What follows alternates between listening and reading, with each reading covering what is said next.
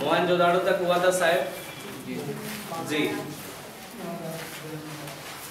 हाँ वो तो ठीक है, स्थल की बात चल रही है। तो देखो मोहनजोदाड़ो में कुछ पॉइंट थे और बाकी हैं, उनकी चर्चा यहीं कर देते हैं। तो याद रखना मोहनजोदाड़ो से एक मूर्ति मिली है किसकी, पशुपतिनाथ। किसकी मिली है, पशुपतिनाथ की क्या मिली है, मूर्ति मिली है। ये इंपॉर्टेंट है।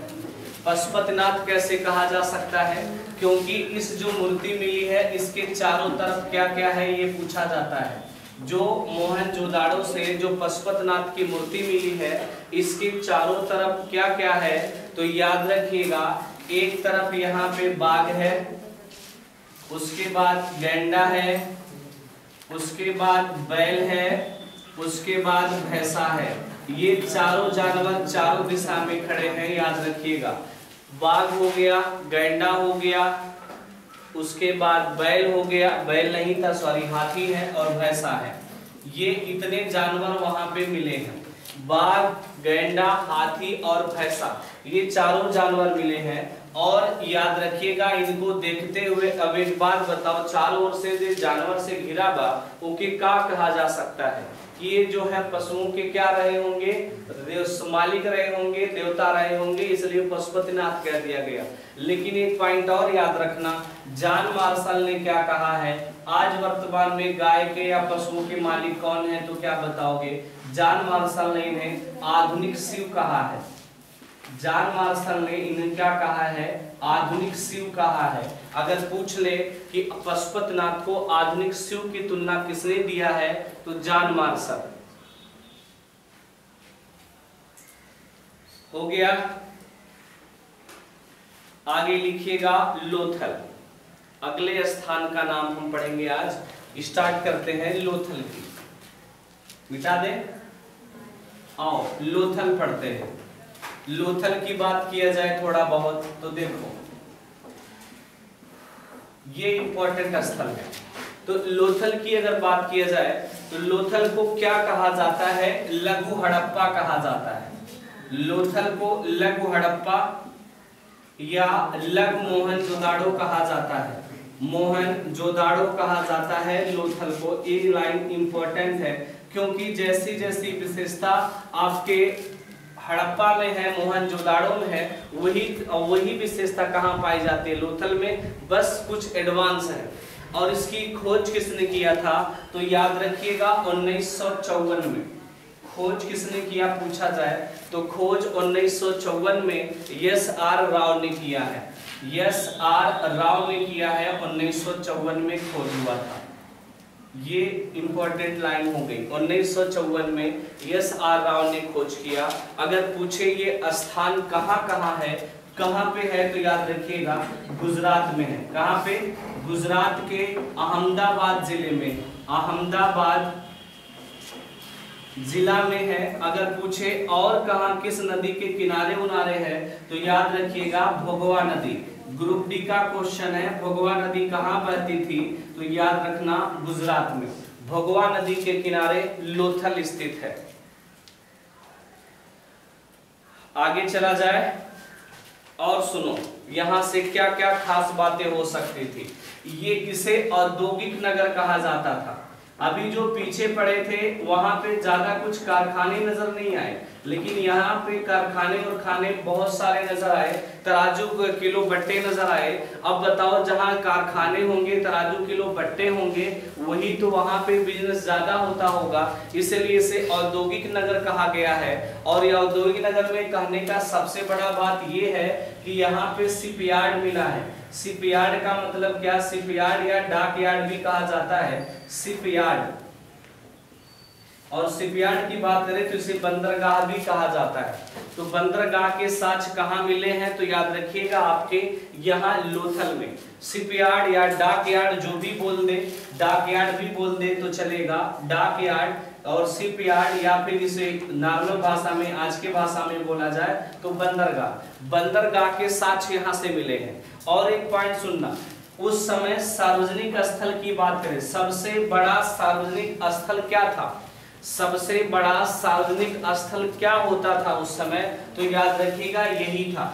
अगर पूछे उस समय का सबसे बड़ा नगर क्या था तो मोहनजोदाड़ो था, लेकिन वो सार्वजनिक थोड़ी है कि वो अपने घर में थोड़ी प्रवेश करने देगा। अगर आप लोग कहेगा कि हमारा घर सार्वजनिक भले लोग जा सके, लेकिन अगर सार्वजनिक नहीं है, सार्वजनिक का मतलब कि जैसे कोई आपका पार्क और हो वहां कोई भी जा सकता है, नहर है वो भी सार्वजनिक है, कोई भी जा सकता है। इनाई कौन है जितने खेते किनारे नहर गई और आप लोग देखे भी होंगे पहले जमाने में आप लोग के दिमाग में बड़ा फील आवत रहा कि अगर ट्रैक्टर तोरे खेते में चलता तो आ ट्रैक्टर फील आवत रहा बचपन में, ट्रैक्टर तोरे खेते में चलत बा तो भले दूसरे को लेकिन अपन बना लेता कि हमारा ट्रैक्टर है। तो ऐसा मत करना। और ऐसा देखले होगा जितने खेते किनारे से आप नहर गुजरी है कि फलाने कहीं इतना नहरिया हमार है, कोई पाई एक मुआवजा तो भरे सरकार दिया होगा आपको कुछ। तो ये सार्वजनिक है, यहाँ कोई भी आ जा सकता है। हाँ कहा कि हाई खेतवा में ना क्यों आई जा सकती तो हारत है, बात समझ में आया। तो ये शिपयार्ड है, डॉकयार्ड, यहाँ कोई भी जा सकता है। तो इसीलिए कहा जाता है कि सबसे बड़ा सार्वजनिक स्थल उस समय का क्या था, तो क्या बताओगे? याद रखिएगा लोथल में स्थित क्या बंदरगाह था। अगला पॉइंट यहाँ पे और क्या क्या मिले हैं, तो मनके बनाने के कारखाने मिले हैं। मनका बनाने जिससे व्यापार होता था, मनका बनाने के कारखाना मिले हैं, याद रखिएगा। मनका बनाने के कारखाना यहाँ से मिले हैं। तो इससे ये पता चलता है ये औद्योगिक नगर है। और क्या मिले हैं, यहाँ पे बाट के साक्ष्य मिले हैं, बाट मापतौल के साक्ष्य मिले हैं। बाट मापतौल पूछ लेता है एग्जाम में सीधे कि बताइए मापतौल के साक्ष्य कहाँ से मिले हैं, तो यहाँ से मिले हैं। ये लाइन इंपॉर्टेंट हो गई।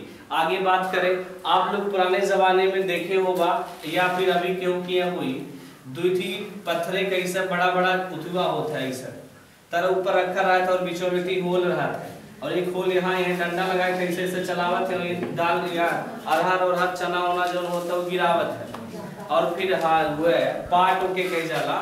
तो ये बाद में किनारे किनारे यहाँ कहाँ आई जाता है, तो अरे पहले इसी से लोग कूट पीस कर खाते भी थे। बात समझ में आया। आजकल तो नया नया मशीन आई है, घरे कुटाई पिसाई हो जाता है। अब वही देवी लोग से कहता कि चलाइए भाई, हाँ कितने लोग इसको चलाएंगे। अब 4 किलो कह दे गेहूं पीसेंगे तो पीस बा, अरे चला लेंगे तो सबे चला लेंगे चलावे तो सबे चला ले, पीसे कही जाता तो नहीं पिसाई ना। तो ये मोबाइलिया चला जाए, मोबाइलिया आराम से चला जाए, लेकिन इना चले बढ़िया से। तो यही नाते याद रखिएगा। अगर पूछा जाए आज किसी किसी घर में होगा, हर घर में तो इसका अभाव रह गया है, बहुत कम मात्रा में होगा। तो याद रखिएगा। यहाँ पे अगला पॉइंट बना के लिखिए, स्पेस नहीं है तो आप लोग लिख लीजिएगा। लिखिए चक्की के 2 पाटों के साक्ष्य मिले हैं, चक्की के 2 पाटों के साक्ष्य मिले हैं। और आगे आइए बात करते हैं। देखो लोथल की और आगे चर्चा अगर किया जाए, लोथल के बारे में और चर्चा किया जाए तो क्या है, देखिए यहाँ पे अभी पीछे क्या आपको बताए थे, ये रहा आपका कौन सा टीला, पश्चिमी टीला। ये आपका कौन सा टीला है, पश्चिमी टीला है। और ये आपका कौन सा हो जाएगा, फिर पूर्वी टीला हो जाएगा। ये पूर्वी टीला हो जाएगा। अभी तक जितना भी पढ़े हो उसमें हाई वाला क्या था, दुर्गीकृत था, चारों ओर क्या लगा था, चहारदीवारी लगा था, ये ना। लेकिन इसमें क्या है, इसमें एक ही चारदीवारी में दोनों क्या है, पैक है। एक ही चारदीवारी में क्या है, दोनों पैक है। तो एग्जाम में क्वेश्चन बनेगा, बताइए एक ही दुर्ग में दोनों टीले स्थित हैं, ऐसा कौन सा स्थान है, तो क्या बताओगे, लोथल है। बात कंप्लीट हुआ। याद रखिएगा 2 स्थान मात्र ऐसे हैं जो एक ही प्राचीर में बंद है। तो याद रखिएगा 2 स्थान कौन कौन से हैं इस तरीके से। तो पहला हो जाएगा लोथल और दूसरा हो जाएगा सुरकोतड़ा, दूसरा हो जाएगा सुरकोतड़ा। ये 2 स्थल है, मात्र 2 स्थल हैं जो एक ही में क्या है, पैक है। अब इनकी कुछ और विशेषता बात कर लेते हैं। याद रखना यहां पर 20 बनाना तो मुश्किल है, 20 कब्र मिले हैं, 20 कब्र मिले हैं, ये इंपॉर्टेंट है। 20 कब्र मिले हैं और इनमें से 3 कब्र ऐसे हैं 3 कब्र ऐसा है जो याद रखिएगा युगल समाधान का है। युगल समाधान समझ रहे हो, मतलब नर और नारी एक साथ दफनाए गए हैं 3 कब्र में। 3 कब्र में एक साथ दफनाए गए हैं क्या, नर और नारी, इसे कहा जाता है युगल समाधान। तो 3 कब्र में युगल समाधान है, टोटल 20 कब्र एक साथ ऐसे मिले हैं। तो याद रखिएगा एग्जाम में क्वेश्चन पूछा जाएगा, पहली बार सती प्रथा का साक्ष्य। अरे भाई युगल समाधान, नर नारी एक साथ दफनाए गए, माने सती प्रथा का पालन भी हुआ रहा होगा, तभी तो पूछ लेता है एग्जामों में कि बताइए सती प्रथा के साक्ष्य कहां से मिले हैं। तो याद रखिएगा आपके लोथल से मिले हैं। आगे चले, आगे चला जाए और सुनो, यहीं पर कुछ आप लोग देखे होंगे पहले जमाने में जब ज्यादा कपड़े, पहले आजकल के लोग नील का प्रयोग कम करते हैं, पहले ज्यादा होता था, आप ही लोग बहुत ज्यादा यूज करते थे। तो यहाँ पे बड़े बड़े हौदी होते थे, इसी हौदी का साक्ष्य मिला है, इसे क्या कहा जाता है, रंगाई कुंड। अगर पूछा जाए रंगाई कुंड के साक्ष्य कहाँ से मिले हैं, तो याद रखिएगा आपके लोथल से मिले हैं रंगाई कुंड। और यहाँ पे मिट्टी के घोड़े के भी साक्ष्य मिले हैं। अरे देख ले हो बा, जब केहू काली माई के घोड़ा वोड़ा चढ़ावे जात है तो घोड़ा बनता है कि नहीं मिट्टी का, तो वैसे ही यहाँ घोड़े के साक्ष्य मिले हैं, मिट्टी के घोड़े का। पूछ ले बताएंगे कि मिट्टी के घोड़े का साक्ष्य कहाँ मिला है, तो याद रखिएगा मिट्टी के घोड़े का साक्ष्य यहीं पे मिला है। ये इंपॉर्टेंट लाइन और हो गई है। आगे बात करते हैं, लिखिएगा। और यहीं पे हवन कुंड के साक्ष्य मिले हैं। हवन कुंड किसके साक्ष्य मिले हैं, हवन कुंड के साक्ष्य मिले हैं। और आपसे पूछे ये हवन कुंड किस आकार में थे, तो याद रखिएगा आयताकार भी होता था और क्या होता था, वर्गाकार भी होता था।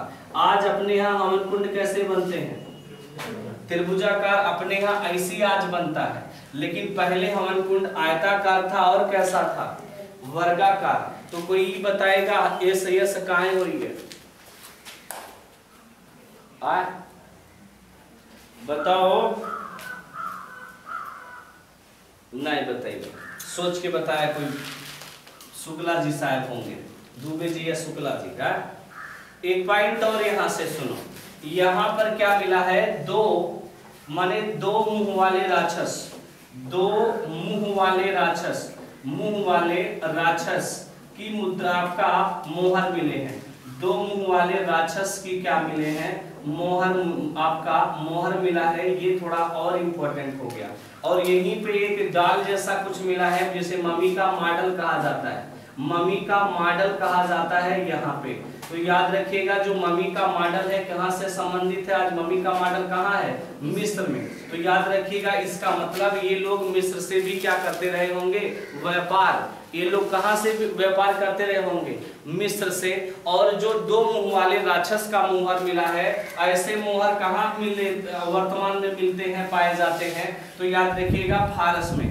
फारस से ये लोग भी व्यापार करते थे, इसका साक्ष्य मिल चुका है। और ये लोग मिस्र से भी व्यापार करते रहे होंगे, इसका भी साक्ष्य आपको मिल चुका है। तो ये रहा आपके लोथल के बारे में जो एग्जामों में क्वेश्चन बन सकते थे, उनकी चर्चा आपको करवा दिया गया। अब अगले पॉइंट की ओर पढ़िएगा, हेडिंग डालिएगा चहुंदड़ो, हेडिंग डालिएगा चहुंदड़ो। तो ये रहा आज का अगला पॉइंट जिसको हमने पूरा डिटेल पढ़ा, लोथल। अब बात करेंगे हम चहुंदड़ो की।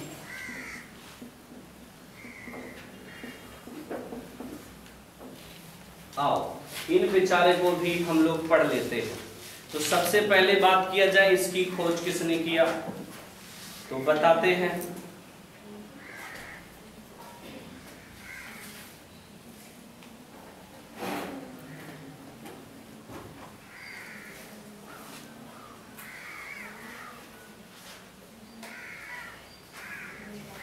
देखो तो चहुंदड़ो की खोज किसने किया, तो 1931 में इसकी खोज की गई।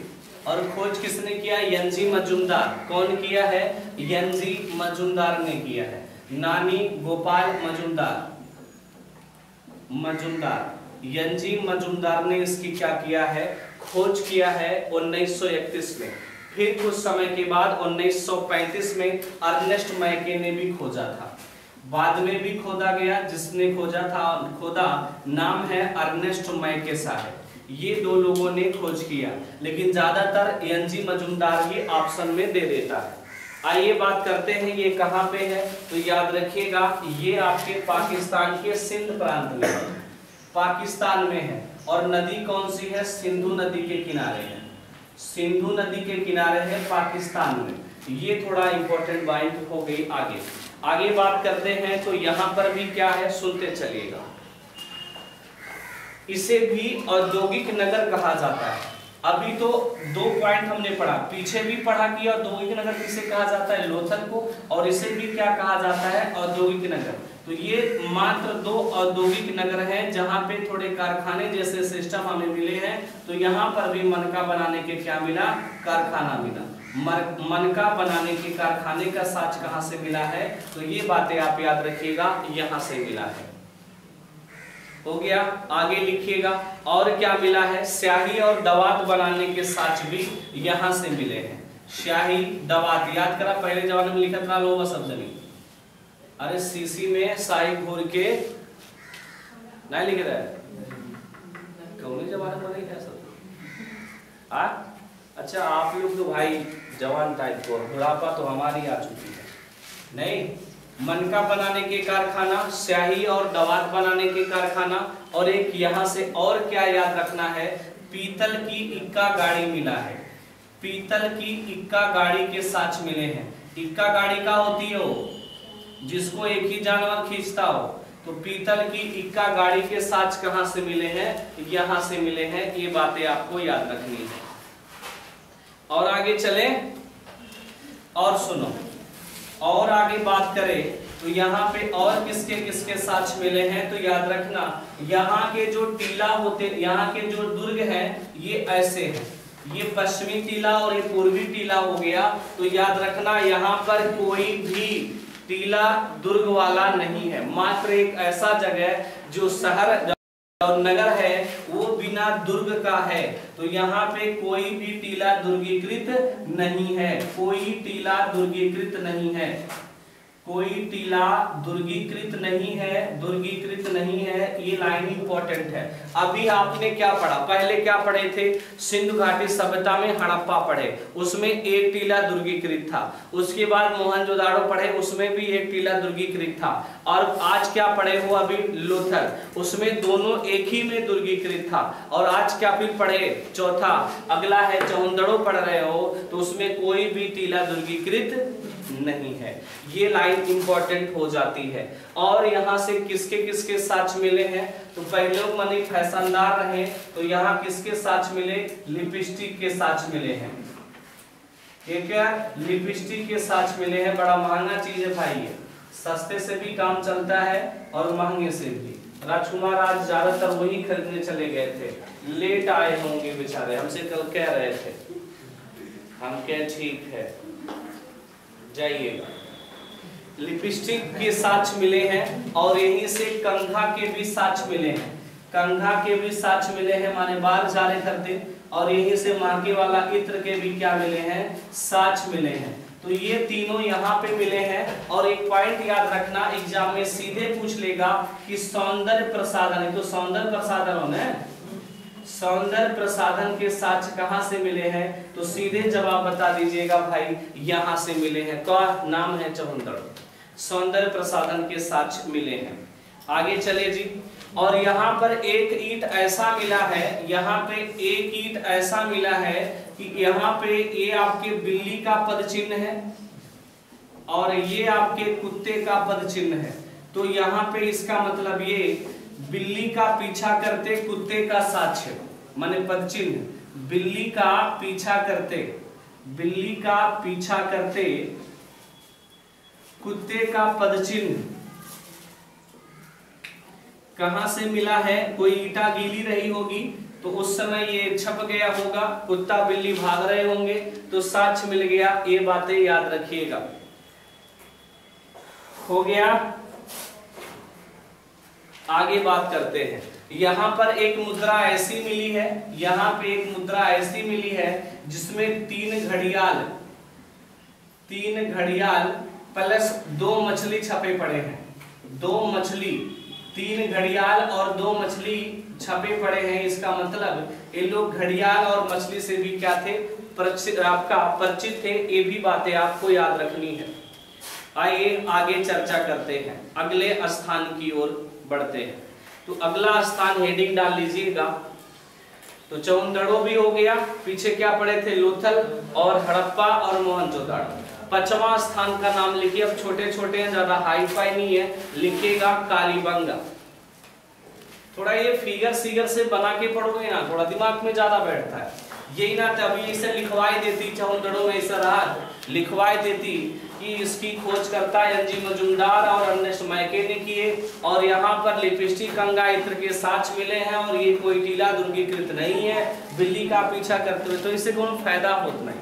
थोड़ा इस तरीके से पढ़ोगे, रंग बिरंगा थोड़ा आप लोग लिखोगे तो थोड़ा अच्छा लगेगा और पढ़ने का भी मन करेगा। अब क्यों सादा सिंपल रहा था, क्यों देखो बा शादी ब्याह में जो थोड़ा टीप टाप रहा था जानते हैं, और शादी ब्याह का सिस्टम जानते हैं। शादी ब्याह में लोग इतना भयानक पहनते भाई साहब, पूछो नहीं। वो बोले था ना, एक बार पढ़ाया ना, वो बेचारा जो वही लोग का स्टाइल है ऐसी चलने का, बताओ लगता है खपीचा लगा पड़ा। अरे टेंट में लगता नहीं है, टेंट में लगता है कि नहीं लगता? पहले जमाने में लगता था नहीं, तो बांस का छोटा छोटा इतना बड़ा बड़ा वो लगा लगा के ऐसे लगाते थे, वो लगाना पड़ता है ऐसे, और ऐसे चलना पड़ता है लोग। बताओ ये कोई सिस्टम? हाँ वो ट्रेडिशनल है, मैंने ऐसी चला, वो ट्रेडिशनल है। बताओ ऐसी कहीं चला जाता है, और बेचारा जब वो ड्रेस जाता है आगे, तो जब ये लोग रूम पार हो जाते, ड्रेस का कहता हम खींच ले भाई, हम खींच ले। एक आदमी 4 आदमी उसको हीरो हीरोइन का ड्रेस देखे होंगे ना, 4 आदमी पकड़े रहते हैं कि मैंने कहीं गिर रहा हो रहा है। बताओ ऐसा ड्रेस का कौन काम है? ऐसा ड्रेस का काम है? बताओ ऐसा ड्रेस का कौन काम है दुनिया में? अरे सड़की माई चलता समझ घर ही नहीं। आइए आगे चलते हैं जी। तो कुछ और जगह चलते हैं, और पुरुष आदमी बेचारा टोपा टापा लगा के एकदम कान में से देख रहा कहीं से हवा ना लग जाए कान में, वीआईपी एकदम बकायदा। और ये लोग का कभी ठंडी तो लगता ही नहीं है भाई, जब तक शादी विवाह रहेगा तब तक, शादी खत्म कांपना शुरू। ऐसा कुछ नहीं है सर जी। काहे लड़कियां पहनती हैं स्वेटर, बल्कि लड़के नहीं पहनते। देखा थे आप क्या? हाँ देखे ना आप लोग, इन लोगों को ठंडी लग ही नहीं सकता। और लड़के बेचारे हैं एकदम कोट ऊपर, एटी पहले स्वेटर पहने, फिर एक स्वेटर, ऊपर से कोट, ऊपर से ऐसा है। चलो आगे चलते हैं। अब कोई माने ना माने ठीक है, आज ग्रुप पे 2-3 फोटो भेजते हैं, ठीक है? आज ग्रुप में 2-3 फोटो भेजते हैं, तो फिर पता चलेगा ना कि मैंने कौन पहनता है, किसका कौन आता है। आज भेजते सब रख शादी ब्याह की फोटो पाया वो खुली भेज जाती है, आगे लिखिएगा तब पता चलेगा। अब तो नहीं कोई सफाई देना है, अब बाय सफाई दे, आगे लिखिएगा। क्या बोले हैं साहब? काली बंगा। आओ बात कर लेते हैं काली बंगा की भी बात। बंगा माने होता है चूड़ी, और काली का मतलब जानते हैं काले रंग का, काला। तो काले रंग की चूड़ी यहाँ मिले हैं, इसलिए इसे क्या कहा जाता है? काली बंगा कहा जाता है। तो इसका शाब्दिक अर्थ ही है काली रंग की चूड़ी, ठीक है? काली बंगा का मतलब ये होता है। और आपसे बात करें यहाँ पे, तो इसकी खोज कब हुई? तो 1951 में हुई थी अमलानंद घोष के द्वारा। अमलानंद घोष ने इसकी क्या की है? खोज की है। अमलानंद घोष ने इसकी क्या की है? खोज की है। फिर बाद में एक आदमी और आए जिनका नाम था बीके थापर, उन्होंने भी इसकी क्या की? खोज किए हैं। बीके थापर कब आए थे? तो याद रखिएगा 1960 में, लगभग 1960 में आए बीके थापर, और इन्होंने दोबारा उसका क्या किया? उत्खनन किए थे। बात समझ में आया? कहां पे है? राजस्थान के गंगानगर में है। राजस्थान के गंगानगर जिले में है, याद रखिएगा, राजस्थान के गंगानगर में है। और आपसे कुछ बातें और चर्चा कर ले इसके बारे में, तो किस नदी के किनारे है? सरस्वती नदी। उस समय सरस्वती नदी, आज इसे राजस्थान में लोग घग्घर कहते हैं, घग्घर कहा जाता है। ये सरस्वती नदी के किनारे, याद रखिएगा, ये आपका कालीबंगा स्थित है। गुस्सा थे का के जाए, लेकिन जो बात रहा वो सच्चाई है, सच है ना? हाँ, तो काहे लोग गुस्सा रहे बताओ फिर? हाँ, काहे गुस्सा थे फिर? ठंडी आने के बाद नहीं जरूरी, सारी पार्टी होता घरे तो एकदम ऐसा नहीं है, मालूम पड़े कि हमारे जुड़िया एकदम लगा रहता घरे, लेकिन जब पार्टी नहीं है तो एकदम ठंडी का है। ये सिस्टम है। आओ आगे चलते हैं। लेकिन एक प्रकार का वैज्ञानिक रीजन ये भी है, माने फैक्टेबल अच्छी चीज सी कि इनमें फैट ज्यादा पाए जाते हैं और एक शरीर त्वचा होती है, इसलिए इनको ठंडी कम लगती है। वो आगे बायोलॉजी में शायद आपको पढ़ाए होंगे, पता नहीं, याद नहीं है। तो आइए बात कर लेते हैं पहले इसकी चर्चा। तो देखना यहाँ पे, ये यहाँ पे एक टीला ए है और एक टीला ए है। यहाँ की सबसे बड़ी खासियत क्या है? अब पढ़ाई पे आ जाओ। ये देखो, ये सिस्टम है, यहाँ पे दोनों टीला क्या है? अलग अलग दुर्गीकृत है। अलग अलग क्या है? दुर्गीकृत है। तो आपसे पूछा जाएगा ऐसा कौन सा टीला है, ऐसा कौन सा जगह है जहाँ पे दोनों टीले अलग अलग आपके चार दीवारी से घिरे हैं? तो याद रखिएगा, ये आपका लोथल कालीबंगा है। और कालीबंगा में एक जगह ऐसा भी साक्ष्य मिला है, गहरी जुताई हुई है इस हिसाब से, और एक जुताई ऐसे एक का कौन जुताई हो? अरे द्विबाह एक कही जाला ना, अपने देसी भाषा में द्विबाह कही जाता है, और का हाँ समरा जय।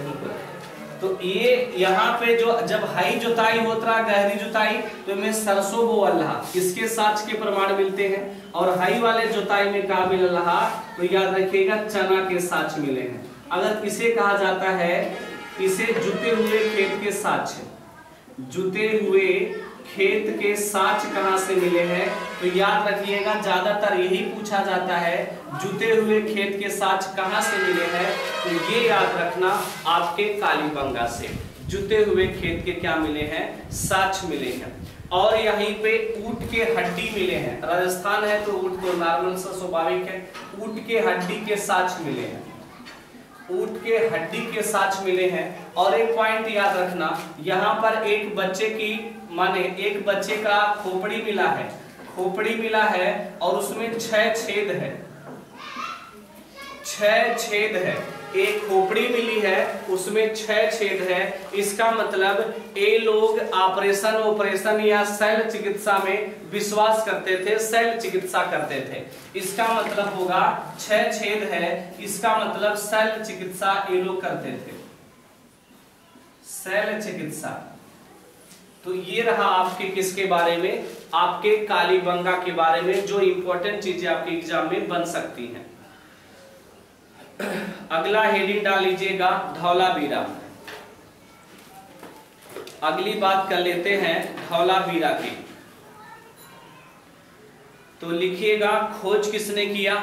जगपत जोशी 1968 में। धौलावीरा, धौलावीरा। अब सब जने गुस्सा थे तो भाई अब फोटो भेजेंगे तो फिर देखना उसमें नहीं भेजा जाए। अभी तो आप लोग बड़ा हल्ला कर 2 पॉइंट बता देते हैं, दिमाग में आ गया है। तो लिखिएगा सबसे पहला पॉइंट, सबसे पहला पॉइंट लिखिएगा, डॉक्टर दशरथ शर्मा ने कालीबंगा को तीसरी राजधानी कहा है। डॉक्टर दशरथ शर्मा ने कालीबंगा को तीसरी राजधानी कहा है।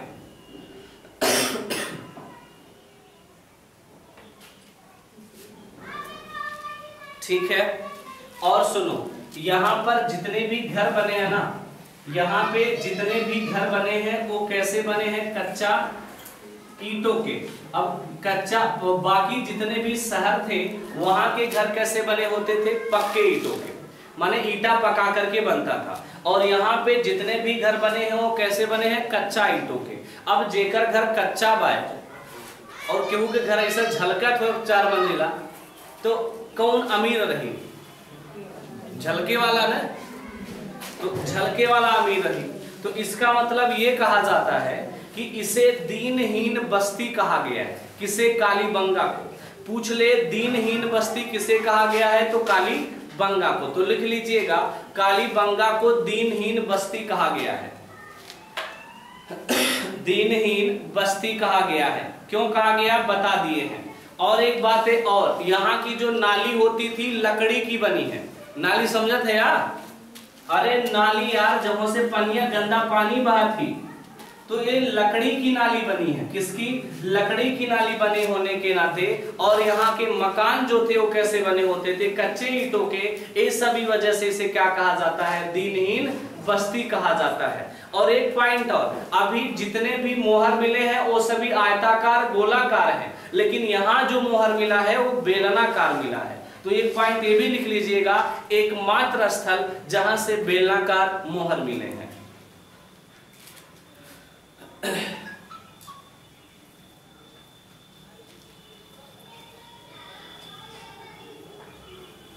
हो गया।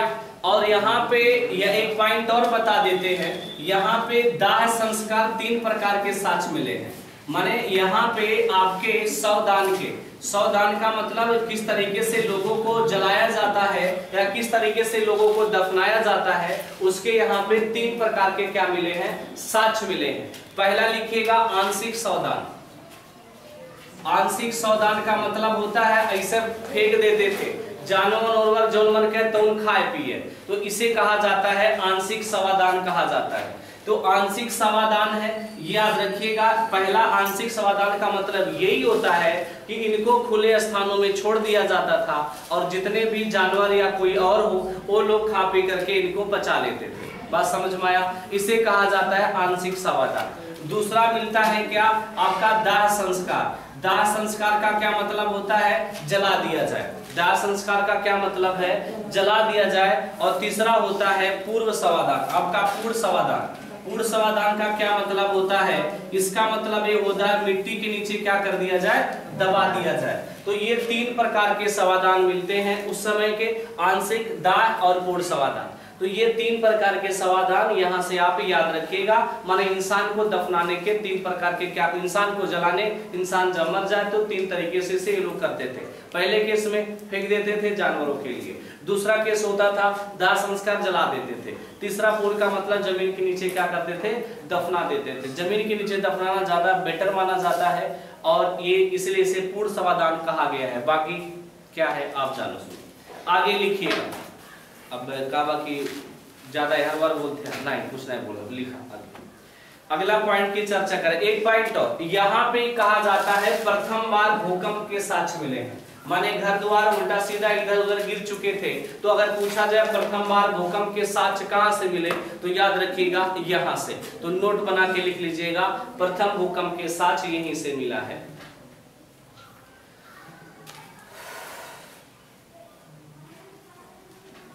अगला हेडिंग लिखिएगा धौलावीरा। यही चल रहा था ना जी, धौलावीरा। धौलावीरा कहां पे है तो याद रखिएगा। आइए बात कर लेते हैं धौलावीरा की। धौलावीरा कहां पे है? गुजरात के भचाऊ जिला में। गुजरात के भचाऊ जिला में है धौलावीरा। धौलावीरा एग्जाम में सीधे आ जाएगा कि बताइए धौलावीरा कहां है, तो बता दीजिएगा धौलावीरा गुजरात के कहां पे है? भचाऊ जिला में है। और आगे बात करें खोज किसने किया, तो याद रखिएगा 1968 में जगपति जोशी ने, 1968 में जगपति जोशी ने इसका क्या किया है? खोज किया है। जगपति जोशी हो गया। अगला पॉइंट लिखिएगा। यहां की बात करें और थोड़ा चर्चा कर लेते हैं। तो सबसे बड़ी बात यहां से क्या क्या है, ध्यान से सुनते चलना। तो एक टीला तो ये रहा, एक टीला तो ये रहा और एक टीला बीचों मिल गया रहा। तो तो कितने टीले मिले? 3 टीले एक साथ कहाँ मिले? धौलावीरा में। इसे कहा जाता है पूर्वी टीला, इसे कहा जाता है आपका पश्चिमी टीला, और इसे कहा जाता है मध्यमा टीला।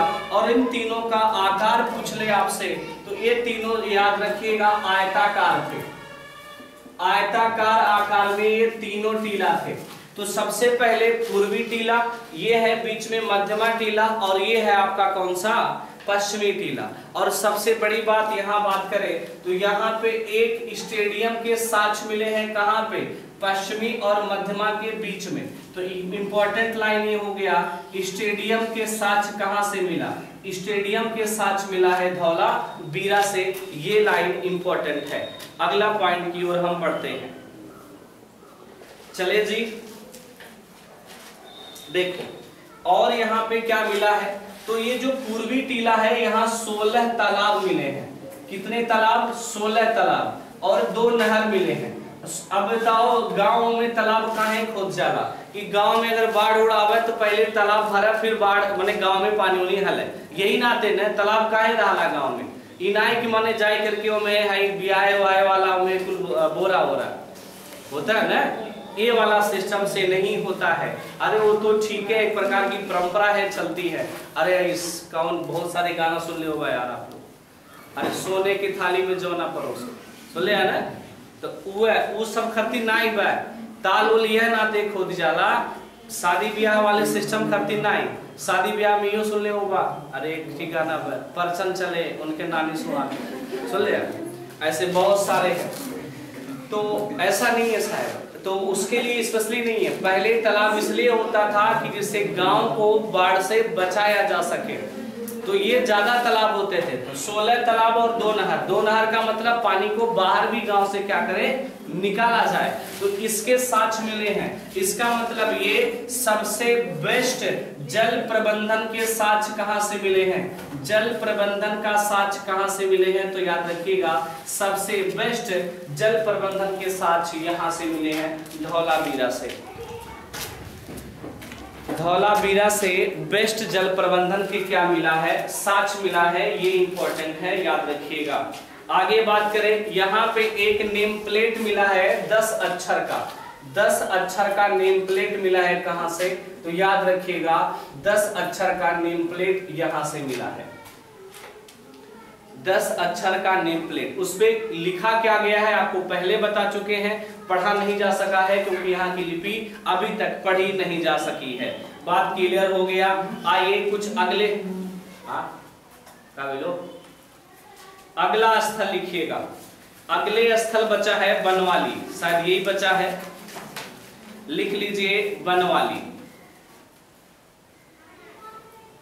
आइए बनवाली की भी चर्चा कर लेते हैं। आपको ये पढ़ाया गया होगा कहां पे है? तो याद रखिए हरियाणा के हिसार जिले में। जी हाँ, हरियाणा के हिसार जिले में क्या है? बनवाली है। बनवाली 7 स्थल शायद हो गए होंगे।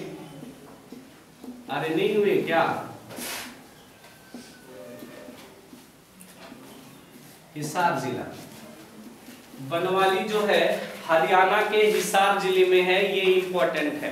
खोज किसने किया पूछ ले तो याद रखिएगा खोज इसके आरएस विष्ट ने किया है 1973 में। आरएस विष्ट ने किया है, पूछ ले कब किया? तो 1973 में आरएस विष्ट ने इसकी क्या की है? खोज की है। आरएस विष्ट। यहाँ पे क्या क्या साक्ष्य मिले हैं तो याद रखिएगा, यहाँ पे अक्को तालाब, अक्को नाली, अक्को नहर नहीं मिला। नाली वाली मिलता तमन पानी गांव के बाहर जात कहूं, नाली काहे बनाई जाला कि गांव में ज्यादा बाढ़ उड़ने आवे, गांव का गंदा पानी बाहर चल जाए। न यहाँ पे नाली मिला है, न यहाँ पे आपको तालाब मिले हैं, न आपको यहाँ नहर मिले हैं, कुछ भी नहीं मिला। इसलिए कहा जाता है कि सबसे बेकार जल प्रबंधन कहाँ मिला है? यहाँ मिला है। सबसे अच्छा कहाँ मिल गया है? तो का धौलावीरा। तो लिख लीजिएगा सबसे बेकार या सबसे अव्यवस्थित जल निकासी प्रबंधन हो गया। मिट्टी के हल के साक्ष्य यहां मिले हैं, सबसे इंपॉर्टेंट मिट्टी के हल। मिट्टी के हल के साथ यहाँ मिले हैं, ये लाइन इंपॉर्टेंट रहेगी, याद रखिएगा। और उच्च किस्म के जौ के साथ मिले हैं, उच्च किस्म के जौ के साथ, उच्च किस्म के जौ के साथ कहां से मिले हैं, यहां से मिले हैं। तो ये रही आपकी कुछ खास बातें यहां से। आइए कुछ और, 7 स्थल शायद हो गया होगा, एक बार मिला के देखिए क्या सातों हमने पढ़ा जो 7 नगर के दर्जा दिए थे, जो 7 नगर के दर्जा दिए थे, क्या हो गया। अब लिख लीजिएगा कुछ और, सुरकोतड़ा। अब अन्य स्थल हेडिंग डाल लीजिएगा, अन्य महत्वपूर्ण स्थल, अन्य महत्वपूर्ण स्थल।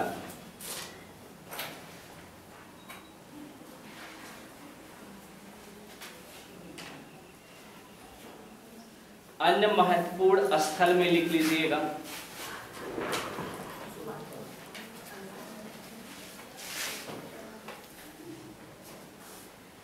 तो अन्य महत्वपूर्ण स्थल में सबसे पहला लिख लीजिए सुरकोतड़ा। कहां पे है भाई, ये भी पीछे लिखवाया गया है, अब घरे आपको अच्छा नहीं पड़त है तो सुरकोतड़ा लिखिएगा, कहां पर है, गुजरात में। खोज किसने किया था, 1764 में जगपति जोशी। आपके खोज किसने किया, तो याद रखिएगा 1764 में जगपति जोशी ने इसकी क्या किया है, 1764 जगपति जोशी ने इसकी क्या की, खोज की है। अभी हम इसके बारे में एक पॉइंट पीछे पढ़ाए हैं, सुरकोतड़ा, इसके बारे में एक पॉइंट हम आपको पीछे पढ़ाए हैं। क्या पढ़ाए हैं, जरा कोई बताएगा यार। हाँ, क्या चीज, दोनों टीला, दोनों जो टीला है एक ही में है, मतलब कहने का ये वाला हिसाब से। ये 2 स्थल आपको ऐसा पढ़ा चुके हैं कि दोनों टीला क्या है, एक ही दुर्ग में बने हैं, एक ही प्राचीर में बने हैं। तो पूछ ले तो बता दीजिएगा, फिगर बना लीजिए, समझ में आ जाएगा। आगे लिखिएगा, घोड़े के अस्थिपंजर के साक्ष मिले हैं, घोड़े के अस्थिपंजर के साक्ष मिले हैं।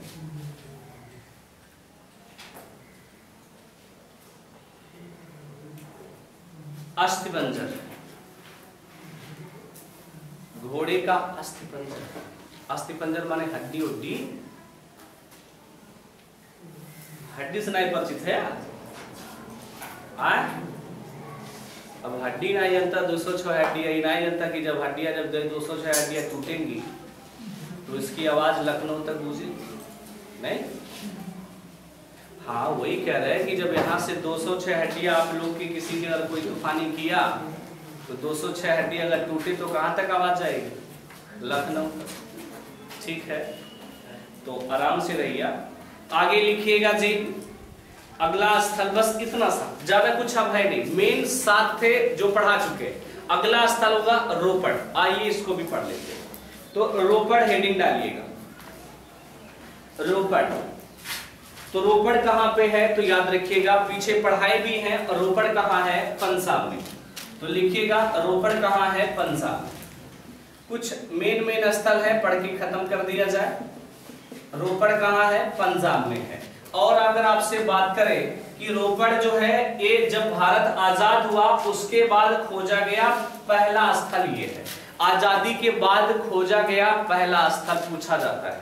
तो लिख लीजिएगा, आजादी के बाद या स्वतंत्रता के बाद खोजा गया पहला स्थल, ये रहा। आजादी के बाद खोजा गया पहला स्थल है। कब खोजा गया था, 1950-51 में। भारत आजाद कब भइला हो, ये तो पता हो ना। तो लिखिएगा बीबी लाल द्वारा, 1950-51 में किसके द्वारा, बीबी लाल के द्वारा, बीबी लाल के द्वारा। सबसे बड़ी बात इसके बारे में क्या जानोगे, यहाँ पे कुत्ते के साथ मानव को दफनाने के प्रथम साक्ष्य मिले। कुत्ते को मानव के साथ दफनाने का प्रथम साक्ष्य मिला है, कुत्ते को मानव के साथ दफनाने का यहाँ साक्ष्य मिला है। ये लाइन इंपॉर्टेंट रहेगी।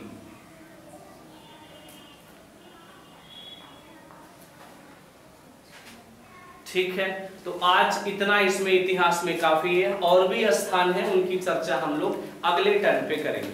सब्जेक्ट बदल लीजिएगा हिंदी। हिंदी में क्या चल रहा था वो? शब्द शुद्धि चल रहा था। आइए शब्द शुद्धि का हम दूसरा पार्ट पढ़ते हैं।